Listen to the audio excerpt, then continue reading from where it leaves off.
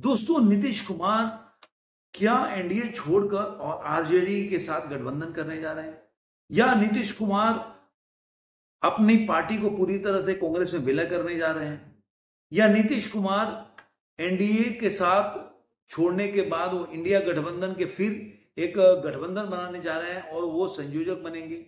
ये सब जो चर्चाएं हैं वो पूरी तरह से सोशल मीडिया से लेकर न्यूज चैनल में वायरल हो रहा है। लेकिन आखिर इसकी सच्चाई क्या है? दोस्तों, मैं हूं रणधीर सेंगर। स्वागत है मेरे चैनल में रणधीर सेंगर ओपिनियन में। आज इसी बात पर चर्चा करेंगे कि जो ये खबरें चल रही है या प्लांट किया जा रहा है न्यूज में, मीडिया में या सोशल मीडिया में, आखिर उसकी सच्चाई क्या है। मैं पहले भी दोस्तों इस पे वीडियो बना चुका हूं और बता चुका हूं कि इन खबरों में सच्चाई क्यों नहीं। मैं वजह भी बना चुका हूं और धीरे धीरे ये बातें, जो बोलते हैं ना कि बादल छटने लगा है और सूर्य की किरण की तरह जो बातें, सही बातें सामने आने लगी। आखिर सच्चाई क्या है? पहली खबर जो ये शुरू होती है विजय सेना के स्टेटमेंट से, जो कि डिप्टी सीएम है।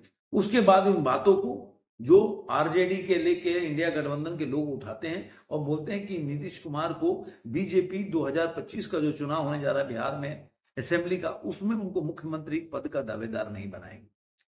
और इसके साथ ही ये सारा गेम शुरू होता है कि वो लालू यादव का स्टेटमेंट आता है, लेकिन उनके बेटे जो तेजस्वी हैं उनका अलग स्टेटमेंट आता है। इसी के तहत जो आप बोल सकते हैं कि कांग्रेस के जो लीडर हैं वो बोलने लगे कि नीतीश कुमार कांग्रेस में शामिल हो जाए तो हम उनके बारे में सोचेंगे। इस तरह के स्टेटमेंट पूरी तरह से प्लांट होने लगता है। और हाल ही दिनों में मुझे लग रहा आज या कल का है, संजय राउत ने बोला कि नीतीश कुमार का भी वही हाल होगा जो हमारे पार्टी का हुआ। बीजेपी ऐसे ही नीतीश कुमार की पार्टी को तोड़ देगी। जो 12 उनके एमपी हैं उनमें से कई एमपी को लेके चली जाएगी। ये सब चीजें चल रहा है और उसका कारण क्या है? उसका कारण यह है कि 2014 के जो 2024 का जो चुनाव हुआ लोकसभा का, जो विपक्षी दलों को, ठीक है, ये एक बोल सकते हैं कि एनडीए या मोदी जी को, नरेंद्र मोदी को, ये या एनडीए को ये ये गुमान था या एक आशा था कि वो 400 सीट लेकर आ सकते हैं। और नरेंद्र मोदी ने, प्रधानमंत्री ने चारों तरफ अपने भाषण में बोला, लेकिन उनको बहुत बड़ा सेटबैक मिला और जो वो 350 सीट खुद या 370 समझ रहे थे, वो 240 पे आके अटक। लेकिन केवल ये अगर एक तरफा अगर जज ने आकलन करेंगे तो ये एक तरफा दिखाई दे, लेकिन अगर आप किसी चीज का भी आकलन एक तरफा करेंगे तो वो खबर के साथ न्याय नहीं। और हमारा काम यही है कि खबरों को दोनों तरह से आकलन करना।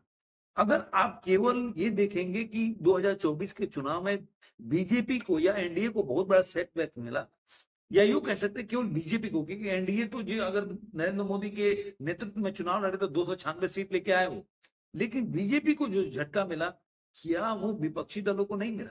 तो विपक्षी दल भी तो ये भी मान रहे थे कि अकेले 296 सीट लेके आने वाले हैं, और वो हुआ नहीं। उन्होंने एक गाना भी सीधे मूसेवाला का राहुल गांधी ने कोट भी किया था 296। तो इसका मतलब उनको भी बहुत बड़ा सेटबैक मिला और वो लोग वो चुनाव को जीत नहीं पाए। तो अब जब से ये लोग चुनाव में, जो इनकी आशा थी कि अब नरेंद्र मोदी नहीं आएंगे, चाहे जो भी उन्होंने अपना जिस तरह से नैरेटिव सेट करने का प्रयास किया उनके अगेंस्ट में, मैं हमेशा बोलता हूं नैरेटिव का खेल है, इसको गलत सही करके मत आंकिए।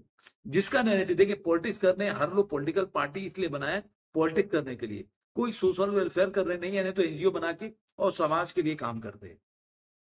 इसलिए मैं मानता हूं कि अगर मान लीजिए कि अगर बीजेपी को घाटा हुआ तो जो सोचती थी इंडी गठबंधन या विपक्षी उनको भी बहुत बड़ा सेटबैक मिला, और इसीलिए वो सरकार तो बना नहीं पाया, वो नरेंद्र मोदी को सरकार बनाने से रोक पाए। क्योंकि देखिए 240 सीट लेके आए, लेकिन सारे लोग एनडीए के लोग नरेंद्र मोदी के फेस पे ही चुनाव लड़े थे और वो 296 लेके आए। तो कहीं ना कहीं वो लोग, इस बात को मानना पड़ेगा कि प्रधानमंत्री के जो फेस है उसको एक विजन मिली, और इसीलिए उनको बाद में उनको लगा कि टीडीपी के सपोर्ट थे या नीतीश कुमार सपोर्ट नहीं करेंगे, क्योंकि वो लोग थोड़ा सा एक तरह से बोल सकते हैं कि जो बीजेपी की आइडियोलॉजी से उससे बहुत डिफर करते हैं। लेकिन हुआ उसके उल्टा। उन्होंने, नीतीश कुमार ने भी कई बार बोल दिया कि भाई मैं अब 2 बार वापस चला गया हूं, अब दोबारा नहीं जाऊंगा।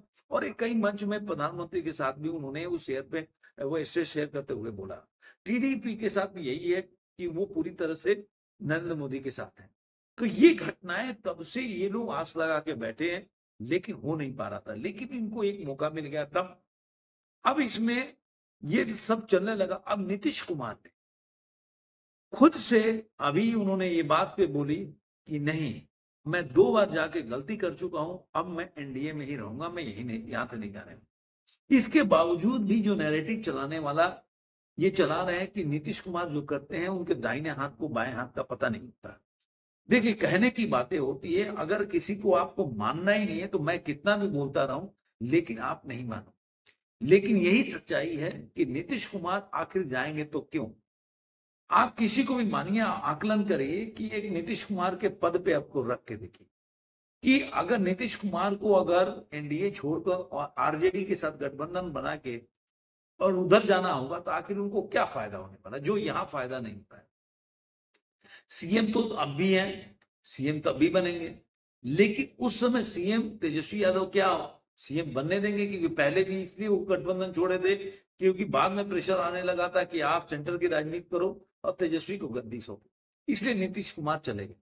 नीतीश कुमार पहले तैयार हो गए थे, लेकिन बाद में उनको जब इंडी गठबंधन बन गई तो कोई भी जो बेंगलुरु में उनका जो मीटिंग हुआ था इंडी गठबंधन का, उसके बाद से लेकर नीतीश कुमार को इस तरह से दरकिनार करने का प्रयास किया गया, जिसकी वजह से मुंबई आते आते नीतीश कुमार को अपने साइडलाइन होना पड़ा।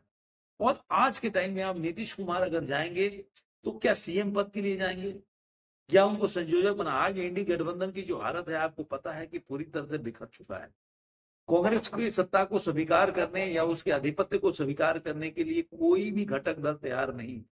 इवन जो शिवसेना बोल रही है या जो हमेशा से एकदम बोल सकते हैं कि उनके हर परिस्थितियों में लालू यादव एकदम ढाल की तरह जो खड़े हो जाते थे, वो भी इसकी सत्ता को स्वीकार करने के लिए तैयार नहीं। अब ममता बनर्जी ने तो इसको बिल्कुल फूंक ही दिया है। तो आखिर नीतीश कुमार को जाके फायदा होगा क्या?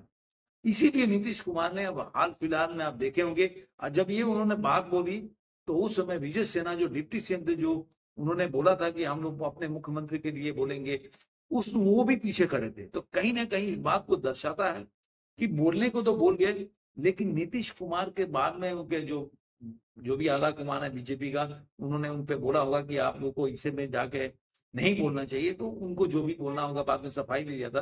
तो नीतीश कुमार को बीजेपी को छोड़कर एनडीए को छोड़कर कोई फायदा नहीं आने वाला।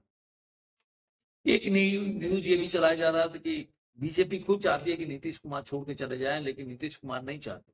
लेकिन बीजेपी चाह के भी बीजेपी को फायदा क्या हो? नीतीश कुमार के जाने से बीजेपी को भी नुकसान। मैं नहीं कह रहा हूं कि चुनाव हार सकते हैं, सॉरी, नीतीश कुमार चुनाव जीत सकते हैं, लेकिन बीजेपी भी अगर नीतीश कुमार छोड़ के चले जाएंगे तो चुनाव नहीं जीत सकती बिहार। एक कास्ट इक्वेशन ऐसा चीज है कि नीतीश कुमार को सपोर्ट करती है, और वही वजह है कि नीतीश कुमार आज के टाइम में बोल सकते हैं कि आज सीएम के पद पे आसीन। तो ये सब चीजें चलता रहेगा, लेकिन मेरा ये मानना है कि नीतीश कुमार एनडीए छोड़कर नहीं जाने वाले हैं, वो सीएम बनेंगे। आगे क्या होगा ये तो भविष्य के गर्भ में ना मैं जानता हूं ना मैं, जो आज की सिचुएशन है उसका आकलन करके बता सकता हूं कि उनको कोई फायदा नहीं होगा वहां जाने के बाद। कल को मान लीजिए कि अगर कोई ऐसा समझौता भी हो जाता है कि बिहार में बीजेपी का मुख्यमंत्री बनेगा अगले चुनाव के बाद, तो नीतीश कुमार सेंटर में कोई गवर्नर भी बन सकते, उपराष्ट्रपति, काफी स्कोप हो सकता है उनके पास।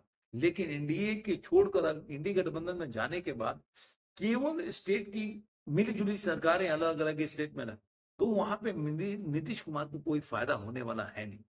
आपको पता है कि यशवंत सिन्हा का क्या हालत है, क्या हुआ था, राष्ट्रपति के चुनाव लड़े थे। तो ये मानना है कि बीजेपी या एनडीए के साथ रहने में ही उनकी भलाई।